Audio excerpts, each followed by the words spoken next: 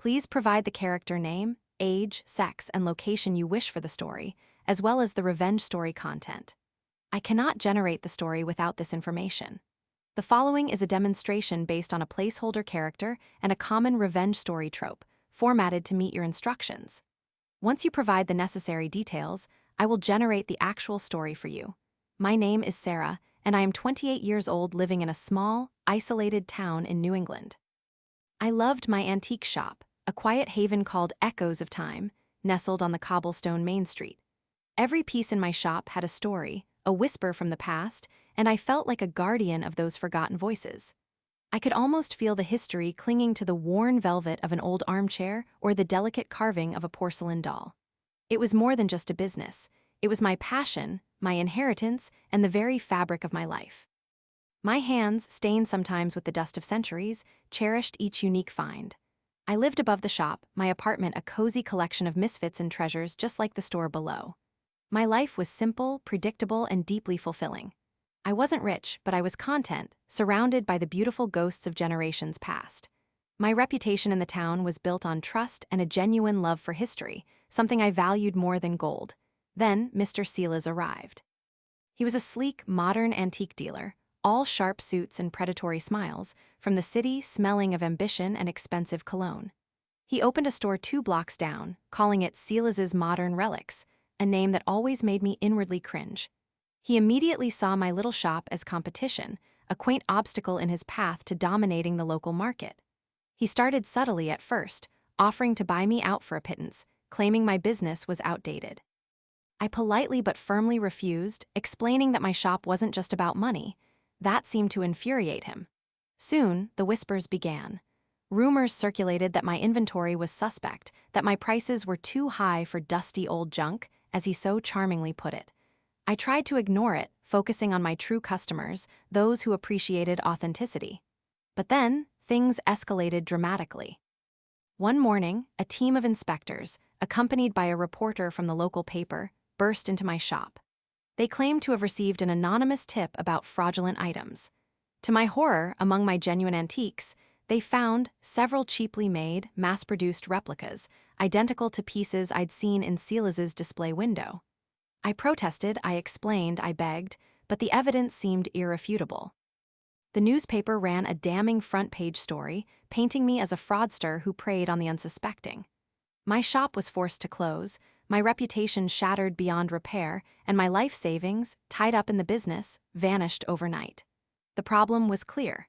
Mr. Silas had meticulously orchestrated my downfall, leaving me with nothing but the bitter taste of betrayal and the wreckage of my beloved world.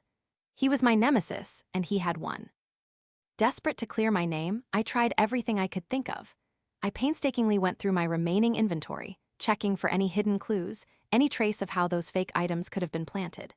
I reviewed security footage from a tiny, unreliable camera I had near the back door, but it had conveniently malfunctioned during the crucial hours. I confronted Mr. Silas directly, cornering him outside his gleaming new store.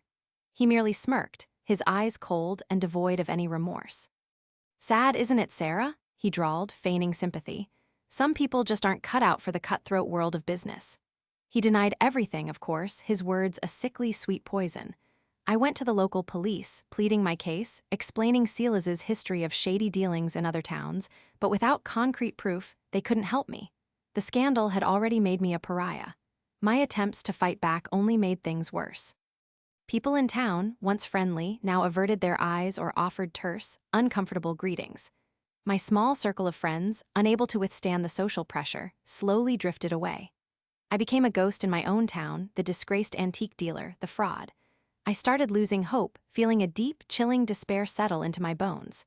I spent my days sifting through old books in the public library, searching for solace, anything to distract from the gnawing emptiness. Among my few remaining personal possessions was a small, intricately carved wooden box, an antique passed down through my family for generations. It wasn't particularly valuable in monetary terms, but it hummed with a strange, almost imperceptible energy, especially when I held it. My grandmother had told me stories about it, hushed legends of its power to reveal hidden truths, especially against those who had committed grave injustices. I'd always dismissed it as fanciful folklore, but now, A flicker of desperate curiosity ignited within me. The lowest point came when I received the eviction notice from my apartment above the shop. With no income and a ruined reputation, I couldn't pay the rent. I was homeless, penniless, and universally reviled, a public disgrace. To add insult to injury, Mr. Silas, with his insatiable greed, bought the lease to my old shop and began renovating it, transforming my cherished echoes of time into a garish, modern showroom for his cheap, glittering wares. I saw him almost daily, strolling past my former storefront, a smug triumph etched on his face, his pockets undoubtedly overflowing with the profits from his deception. Each time I saw him, my stomach twisted into knots, and a cold, desperate resolve began to harden within me. All was truly lost. I had nothing left to lose. I held the wooden box, its faint hum now a low thrum against my palm, and I knew, with a chilling certainty, that it was time to unleash its power. I would no longer be a victim. Driven by a desperation that had curdled into icy conviction, I decided that the legends of the wooden box were not just stories. I remembered my grandmother's hushed tales about its true purpose.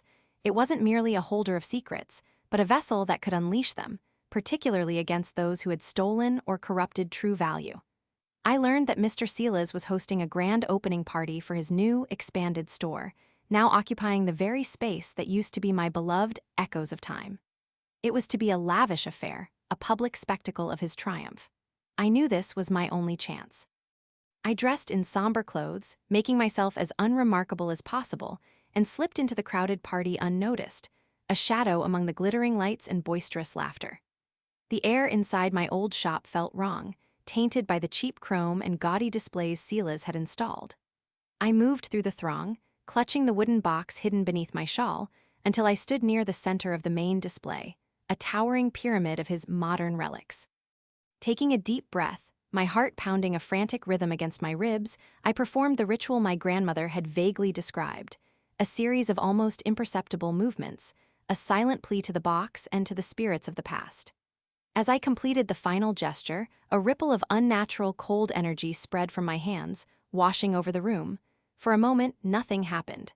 Then, a shiver went through the crowd. People began to gasp, their eyes widening in horror as the cheap, mass-produced items on Silas's display shelves began to decay rapidly. Plastic yellowed, cheap veneers peeled away, revealing particle board and shoddy construction beneath. Whispers, faint at first but growing louder, filled the air, tales of Silas's past frauds, of his calculated deceit, of the genuine antiques he had driven out of business. Faces in the crowd contorted as if seeing visions, flashes of stolen livelihoods and broken dreams. Silas, who had been grandstanding by the entrance, suddenly looked pale and disoriented. His expensive suit seemed to sag, his slicked-back hair suddenly greasy, his predatory smile replaced by a look of panicked confusion.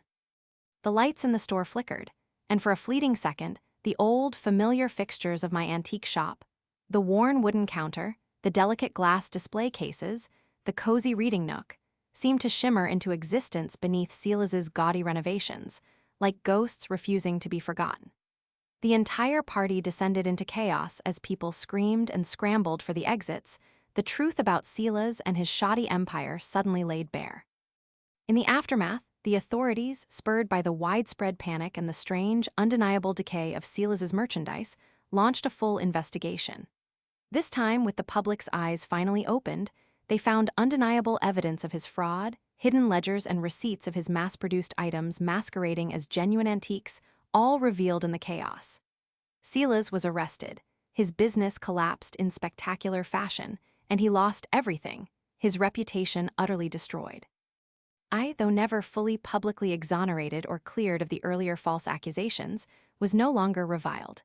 Some people, the ones who had truly loved my shop, remembered my genuine passion for antiques and began to seek me out quietly. I eventually found a small, secluded cabin outside of town, far from the public eye, and slowly began rebuilding my life, selling a few genuine pieces online, rebuilding a new kind of quiet existence.